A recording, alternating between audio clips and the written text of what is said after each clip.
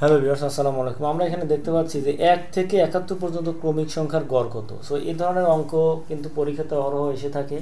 বিভিন্ন ধরনের চাকরির পরীক্ষাতে যে এমসিকিউ পরীক্ষাগুলো হয় সেগুলোতে এই ধরনের অঙ্ক আসে। তো আমরা আজকে এই অঙ্কগুলো খুব সহজে আমরা মুখে মুখেও করতে পারবো।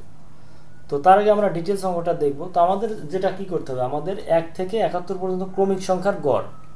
তার মানে কি, প্রথমে যতগুলো সংখ্যা আছে সবগুলো আমাদের যোগ করতে হবে। তো আমাদের কি আছে, 1 2 3 এভাবে 71 পর্যন্ত।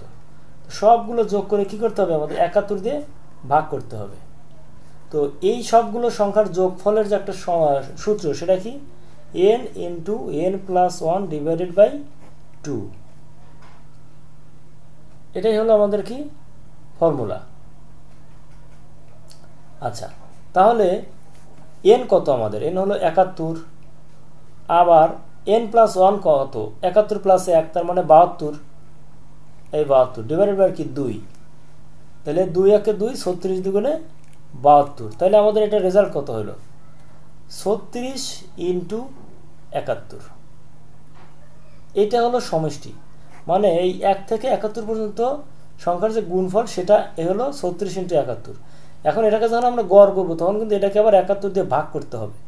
71 দিয়ে ভাগ যদি করি তাহলে 71 আর 71 কেটে যাবে, থাকবে কি শুধু 36। তো এই রেজাল্ট হলো 36। তবে সহজ একটা ফর্মুলা আমি বলবো, সেটা হলো যে যদি এই ধরনের অঙ্ক থাকে আমরা কি করব, প্রথম সংখ্যা আর শেষের সংখ্যা দুইটাকে আমরা যোগ করব। প্রথম সংখ্যা 1, শেষের সংখ্যা 71, দুইটাকে যোগ করে 2 দিয়ে ভাগ দিয়ে দেবো।